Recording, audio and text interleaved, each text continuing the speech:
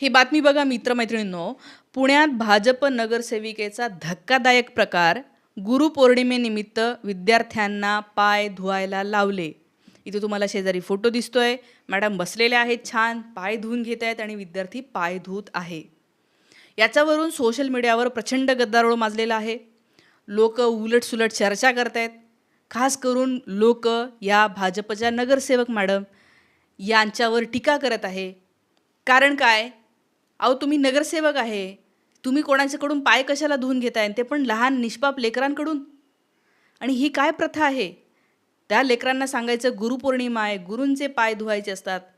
तुम्ही गुरु आहात त्यांचे आणि तुम्ही त्यांना पाय धुवायला लावत आहे. कामं तुम्ही नीट करताय का? जागोजागी खड्डे आहेत, रस्त्याच्या समस्या इतक्या आहेत, जागोजागी कचरा पडलेला असतो, कचरा स्वच्छ करायला फार ठिकाणी हे नाही आहे. जी कामं त्यांना दिलेली आहेत ती कामं करायची सोडून हे सगळे बाकीचे प्रकार करतायत. आणि याच्यामुळे अजून एका वेगळ्या विषयावर सुद्धा चर्चा होते आहे, की ज्याला संस्कृती नावाची गोष्ट म्हणतात. काही लोकं म्हणतात नाही ही भारतीय संस्कृती आहे, की गुरुपौर्णिमेला गुरुजनांच्या पाय धुवायचे असतात. किंवा मग काही लोकं काय म्हणतात, अरे पाय धुतल्याने ते ब्लड सर्क्युलेशन वाढतं, नमस्कार केल्यामुळे काय होतं तर व्यायाम होतो. हे असे सुडो सायन्सचे लॉजिक, फालतूचे लॉजिक दिले जातात. याला काय अर्थ आहे?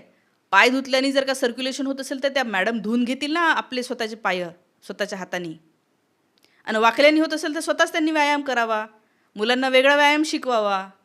ह्याच्या पाया पडल्यानेच व्यायाम होतो असं काही नाही आहे. आणि मी तर तुम्हालाही सांगते, तुमच्या मुलांनाही सांगा, हे बघा कुणाच्याही पुढे झुकायचं नाही. अनटिल अँड अनलेस ते लोक अत्यंत प्रामाणिक असतील. मी हे म्हणत नाही आहे की कुणीच नाही आहे जगात असं की ज्याच्या पुढे झुकावं, पण फार कमी लोक आहेत. अशा कोणाही आंडू-पांडू दिसला की आला की पड पाया, आला की धू पाय. संस्कृतीच्या नावाने हे करायला लावू नको. खूप लोक जे आहे ते याचा गैरफायदा घेतात. तुम्हाला माहिती नसेल, अनेक अनुभव आहे. मुलगी म्हणून तुम्ही मुलगी असाल, आयुष्यात आला असेल, तुमच्या मुलांनाही मुलींनाही येईल. मी मुलगी आहे, मला माहिती आहे. माझ्या मैत्रिणी अनेक सांगतात की अनेकदा हे असे भोंदू लोक पाया पडायला लावतात आणि मग एकदा पाया पडल्या की त्यांना असं वाटतं की आता ही माझ्या धाकात आहे, मी सांगेल तसं करेल. सगळे गैरफायदा घेतले जातात. पुरुषांकडून छोट्या मुलींचा गैरफायदा घेतला जातो. असे अनेक प्रकार होतात. जगात असं कोणीच नसतं की ज्याच्या बाबा एवढे असे पाय बिय धुवायचे. हे किती म्हणजे तो प्रकार बघा ना काय आहे. अरे ते निष्पाप पोर आहे, त्यांनी ठरवलं नाही आहे, त्यांच्या मॅडम लोकांनी सांगितलं असेल. त्यांना आत्तापासून तुम्ही हे काय शिकवत आहात? शाळेतले फॉर्म्युले विचारा, सायन्सचे हे पाठ करून घ्या, डेफिनेशन पाठ करून घ्या त्यांच्याकडून, काही सिद्धांत पाठ करून घ्या, ते विचारा, त्याच्यावर चर्चा करा. हा काय प्रकार आहे पाय धुणे, पाय धुवायला लावणे? कोण कोण लागून कोण घेण्याला आहे? भाजपच्या लोकांना काय असं वाटतं काय का सत्तेत ते आहे म्हणून काहीतरी तीर मारलाय त्यांनी? अरे रस्त्यावर आलेले जेनझी, तुम्हाला माहिती आहे काय प्रकारे घाणघाण शिव्या देतात. सगळ्यांना सगळं कळलेलं आहे की हा पक्षाची काय रिॲलिटी आहे. थोडं मोर्चात उतरून बघायचं होतं काय काय पक्षाचे नाव घेऊन लोकांनी शिवाय घातलेले आहेत. तुमच्या पुण्यामध्येच भाजपच्या ऑफिसच्या समोर लोकांनी नारे दिलेले आहे, लूजर लूजर म्हणून. ऑफिसच्या समोर भाजपचे लोक हसत होते त्यावेळेला. ही रिॲलिटी आहे. त्यामुळे ह्याच्यातनं बाहेर या आणि हे बंद करा. पाय धुवून घेणे, पाय धुवायला लावणे. असेल गुरुपौर्णिमा तर जगातले सगळ्यात महान लोक त्यांची पुस्तकं वाचायला लावा. बाबासाहेब आंबेडकर वाचायला लावा, भगवान गौतम बुद्ध वाचायला लावा, मग गांधीजी वाचायला लावा, सावित्रीबाई फुले वाचायला लावा. हे आहेत आपले गुरु.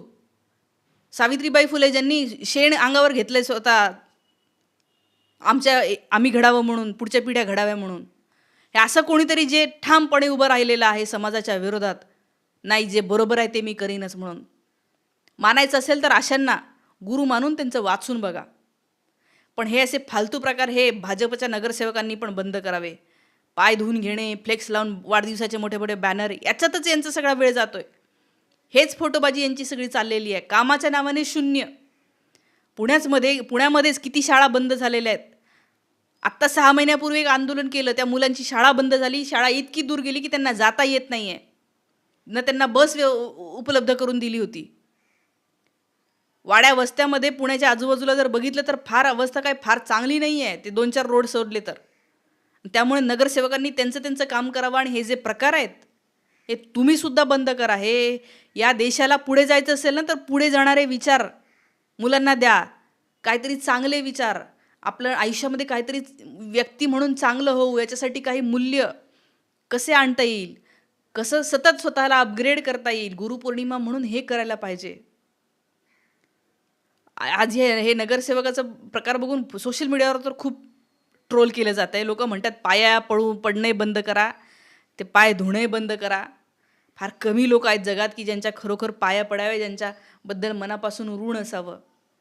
आहेत असे लोक, त्यांच्याबद्दल मनापासून ऋण ठेवा ना. काही गरजेचं नाही आहे का बाबा त्याचे पायच धरले पाहिजे. आता बंदच करा हे सगळं. या सगळ्याबद्दलच्याही मित्रमैत्रिणी तुमच्या प्रतिक्रिया मला कमेंट करून नक्की सांगा. थांबते. Thank you so much.